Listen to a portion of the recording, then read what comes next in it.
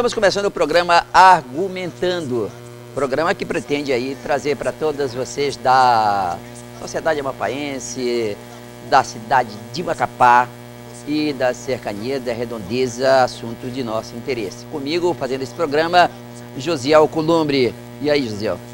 Rodolfo, é um prazer estar aqui nesse primeiro programa que está iniciando hoje, nessa segunda-feira, dia 25 de maio, e contarmos com a presença de tão ilustre convidado, Dr. Glauco Sei. Muito obrigado. Glauco Sei é o nosso convidado para hoje, diretor-presidente do Sinduscom. Um prazer, Glauco. Prazer nosso, Sinduscom, fica honrado com o convite. Pois é, nós vamos agora para um rápido, você pode esperar, é um rápido intervalo, e daqui a pouquinho mais nós estamos tratando dos assuntos importantes. BR-156, problemas dos contratos que estão acontecendo lá na BR mesmo, o desemprego no estado do Amapá, tudo isso com o presidente Sinduscom, um dos maiores responsáveis de dados que tem dado sobre o estado do Amapá, sobre o desemprego, sobre emprego, sobre o trabalho do Amapá.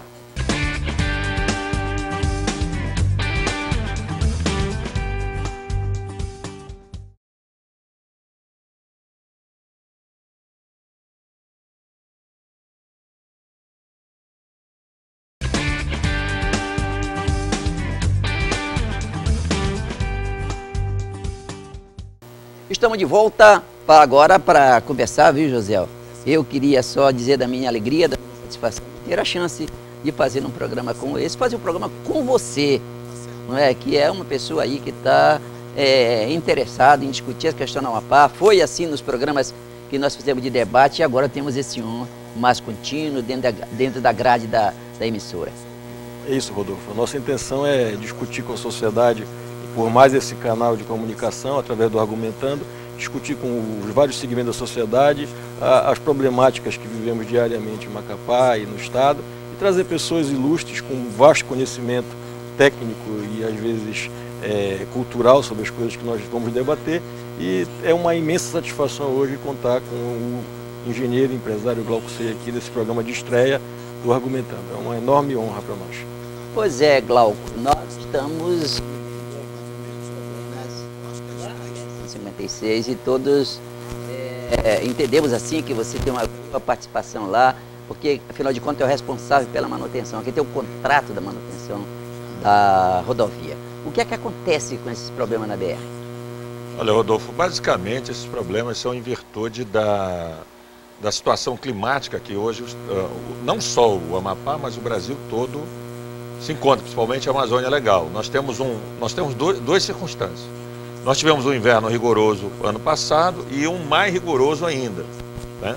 É preciso dizer que aquele ali está dividido em dois trechos e o último só foi contratado praticamente, acho que em junho do ano passado. Então... Você falou dois trechos, três trechos, né? São três trechos. Não, lá são dois. Sim, você cuida de dois, mas são três ainda que falta construir, não é? Três trechos. São 100 quilômetros mais ou menos. 100 quilômetros.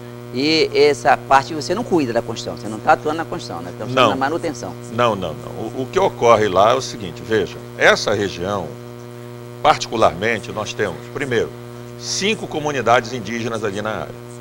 Você já tem uma limitação de trabalho por conta disso. Segundo, tem uma região de baixão muito grande e que ali os rios do Amapá, que tem correnteza perene, ele agora, nesse período de inverno muito forte, combinado ainda com as marés altas, ele não consegue dar vazão desse volume d'água que vem ali do maciço do Tumucumaque.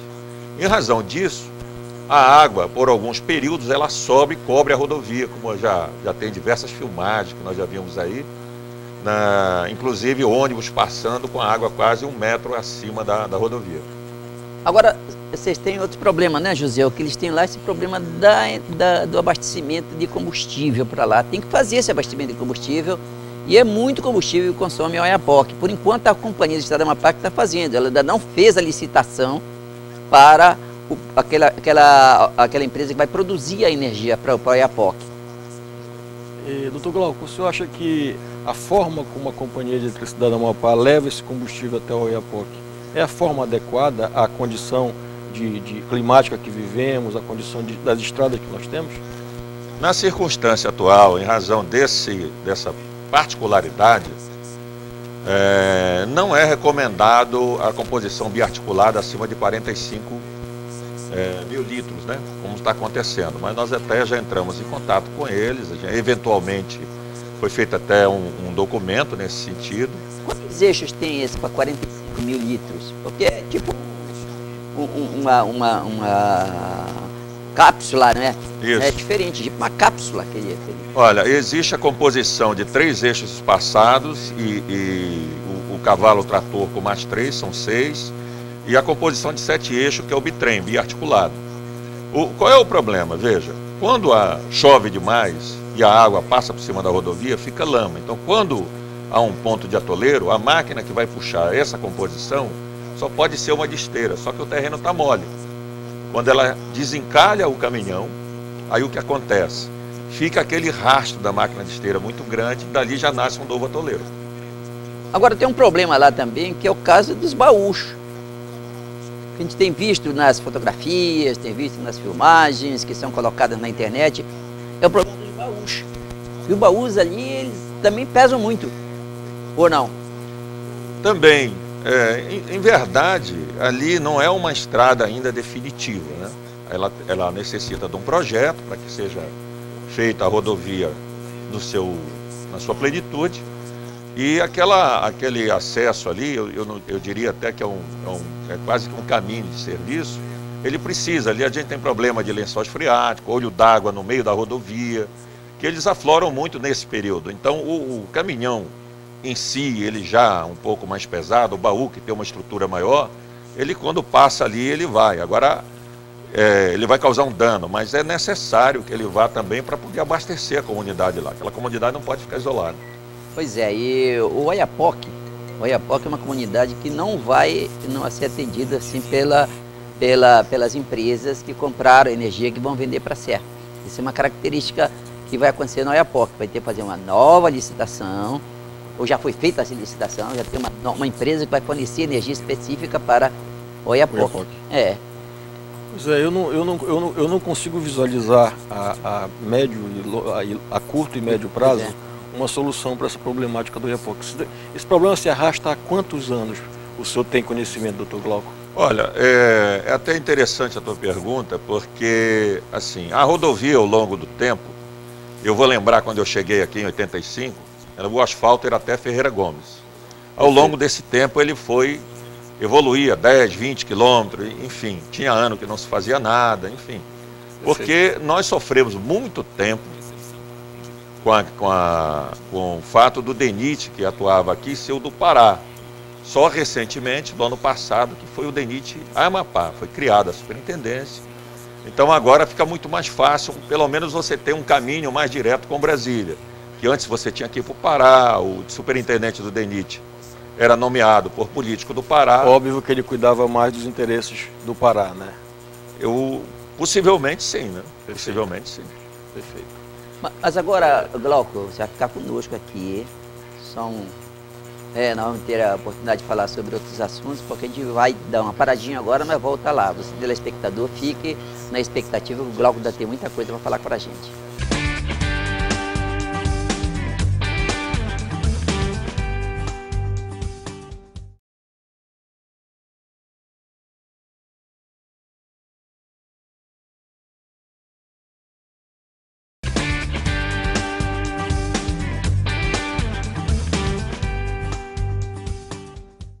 De volta com o programa Argumentando, nós estamos hoje conversando aqui, Josiel e eu, com o Glauco Sei, presidente do Sindicato das Indústrias da Construção Civil e também o detentor do contrato de manutenção da rodovia BR-156, principalmente nesse trechinho lá complicado.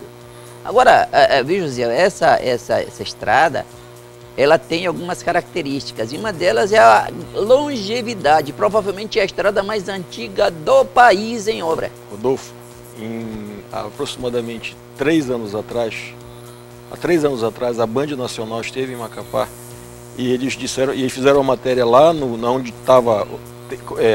a obra estava parada, da BR-156, e disseram que é a obra mais antiga do Brasil em execução. Essa matéria foi nacional. Acho que já tem 84 anos essa obra agora. que é a obra mais antiga em execução do Brasil. Começaram por Rondon. Não é do Amapá, infelizmente. E a gente vem colhendo o prejuízo dessa obra não ter sido dada importância para ela, que tanto é falado que o Amapá é o elo de ligação com a Europa, através da Guiana Francesa, do Caribe, e o elo terrestre, que é uma das coisas, é uma das vias mais primárias de se acessar um local, não tem sido dada a importância que era necessária. Eu acho que é importante que a gente diga isso aqui, porque a própria Band fez essa matéria de abrangência nacional e foi discutido muito, teve rodadas de discussões jornalísticas nacionais para saber por que no Amapá tem a obra mais antiga em execução do Brasil.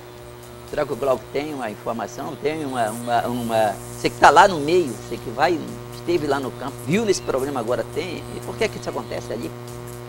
Olha, se nós estamos falando do problema técnico daquele trecho, eu posso falar. Agora, na demora da construção, a informação que eu tenho, inclusive já foi amplamente discutido e até divulgado aí, é que havia uma limitação em razão das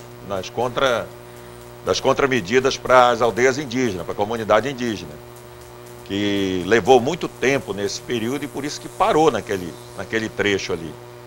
Inclusive chegou, a informação que a gente tem, eu não tenho dados precisos disso, chegou a ser licitado e as empresas até pediram cancelamento de contrato de construção.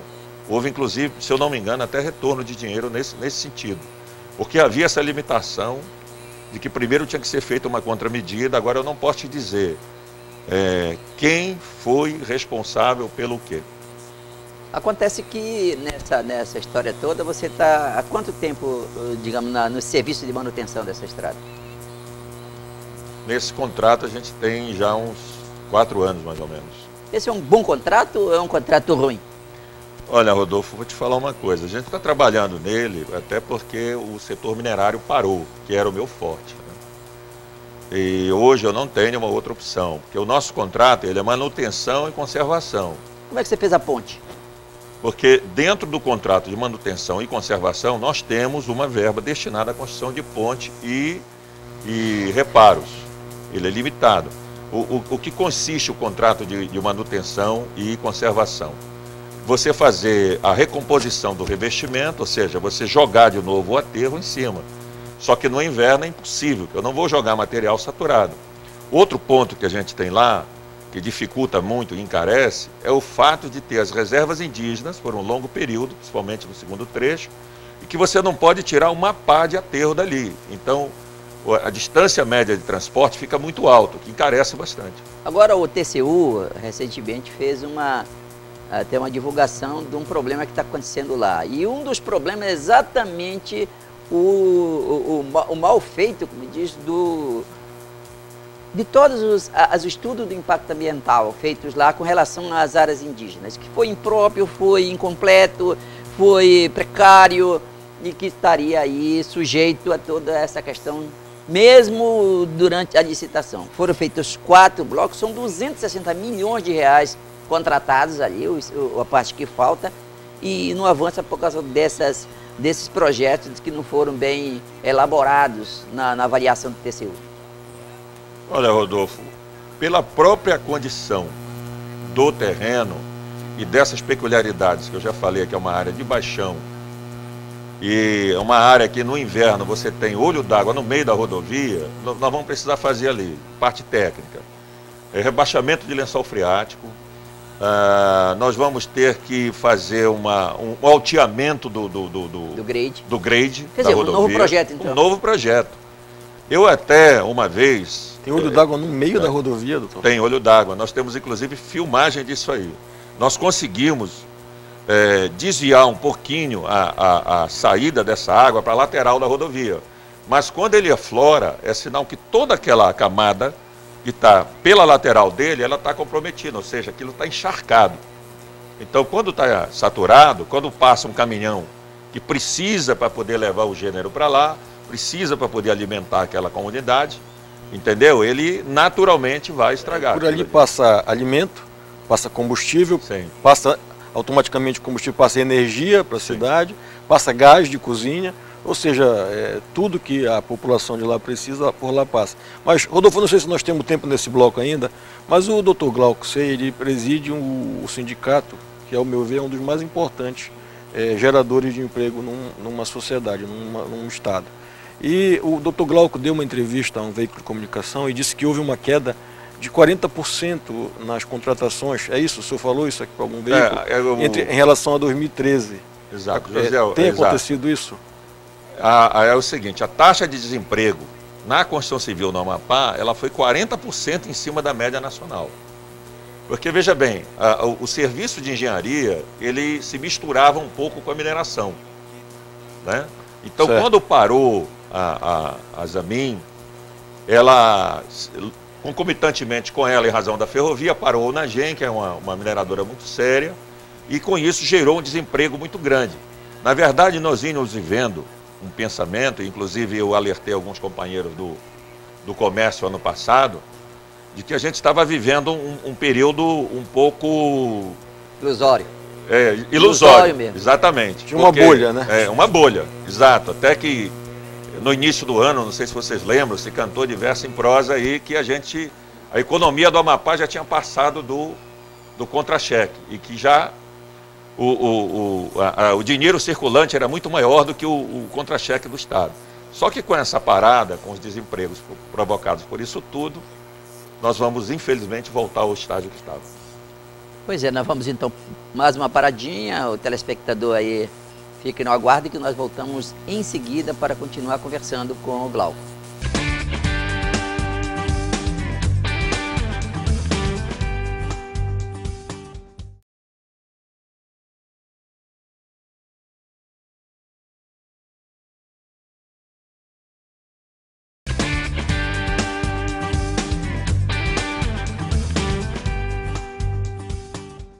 Nós estamos voltando agora para continuar a conversa aqui com o Glauco e nesse tema desemprego, porque o setor da construção civil está passando por esse período de desemprego grande, inclusive dentro do conjunto de desemprego da sociedade. O Dr. Glauco falou agora, deu uma informação interessante que eu desconhecia. Como houve tá havendo uma crise na mineração na Amapá, ele disse que se misturava esses dados da construção civil com a da mineração. E Dr. Glauco, o Amapá colhe os frutos benéficos desse maciça exploração mineral que ele vem sofrendo ao longo desses anos, já mais de 50 anos, no mínimo, que ele vem sendo explorado. O senhor entende que o Amapá colhe? Porque tudo tem um preço. Eu acho que você explora mineralmente um estado, mas você paga também o preço por isso. O senhor acha que nós temos algum benefício, nós colhemos algum benefício em função disso? Olha, José, é bem apropriado, mas o que eu posso te dizer é o seguinte, em si, no momento da exploração, sim. Agora, os órgãos fiscalizadores e controladores, eles têm que ter, porque um controle de vida da mina. No momento em que você faz um projeto desse, ele tem início, meio e fim. Porque o bem minerário, ele se exaure, ele acaba. É finito, né?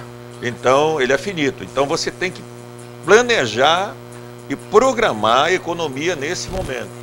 Para isso, existe as contramedidas, contrapartida daquele explorador. E isso, eu não posso te dizer com tanta exatidão se foi observado no momento que se deu essa carga. Será que nós estamos vivendo nesse momento um reflexo dessa falta de planejamento que houve no momento da exploração? Com o desemprego, me refiro ainda ao desemprego. Com certeza. Há uma situação mundial, é preciso que se diga, a commodity caiu bastante. O ferro estava em torno de $110, hoje ele gravita ali em torno de 58 a 60. Nós temos uma limitação de calado dos navios minerários aqui, entendeu? Você não consegue passar um navio de 45 mil toneladas, maior do que isso. Então os custos do Amapá são muito grandes.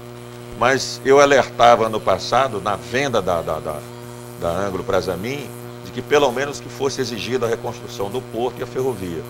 Agora Glauco, o desemprego é uma consequência, não é? Lógico que lá com relação à mineração, paralisação da exploração. Agora, com relação às obras paradas, nós temos também mais de 100 obras paradas. Qual é a implicação disso no desemprego? Isso somou, e isso que deu esse percentual muito alto, né? Porque nós não tivemos só do segmento da construção civil, juntou os dois. E esse problema de ajuste que está aí com o BNDES, que era as obras do PAC 1 e 2 que estavam alavancando o emprego no Amapá e fazendo com que se criasse essa bolha, no momento em que paralisou, me parece que há alguns problemas de prestação de conta, eu não tenho nada, aí a gente vai ver com quem de direito isso, certo, acabou causando esse problema todo. Porque o outro lado, o lado daqui, é o lado das empresas, porque não é só desemprego, né Josiel? Claro. O lado das próprias empresas, elas ficam prejudicadas. Prejudicadas não, elas ficam inviabilizadas. É isso, está acontecendo. E o que é que está acontecendo com as empresas que estão aí inviabilizadas porque não tem o que fazer? Olha, infelizmente muitas vão quebrar, até porque nesse período a gente ainda tem um problema trabalhista, né? Há uma preocupação muito grande com o emprego. Eu acredito que num contexto geral, o Brasil pecou que ele tenta forçar o empresário a manter o funcionário, e ele acaba quebrando a empresa. É isso. Mata a galinha, né? Exatamente, mata a galinha. Eu tenho tido muita conversa e muito entendimento com o meu colega do Sindicato Trabalhista, nesse termo de entendimento. Hoje mesmo nós tivemos uma demanda nesse sentido, mas às vezes não é bem o que entende a Justiça do Trabalho. Aliás, sempre ela não entende isso, né? É verdade. E o próprio trabalhador vem dar tiro no pé. Parece que vive-se um mundo à parte, um mundo de fantasia, onde a justiça trabalhista não enxerga a realidade do que o empresário está vivendo e, consequência, também o próprio funcionário e o trabalhar. Olha, essa mão de obra tão importante que nós temos que dar o devido valor a ela, claro, sempre daremos, mas a justiça do trabalho ela deve parece dar a impressão que vive um mundo paralelo a essa realidade. O IBGE está aí com um número que ele está dizendo que o Amapá é o segundo pior número que tem colocado. Com 32 mil pessoas sem emprego. A solução poderia ser a construção civil? Com certeza. Em todo o mundo sempre foi isso. Na crise dos anos 20 nos Estados Unidos, a primeira providência que teve foi incentivar a construção civil, inclusive nas obras estruturantes. Foi quando os Estados Unidos cortou a rodovia de um lado para outro e está aí.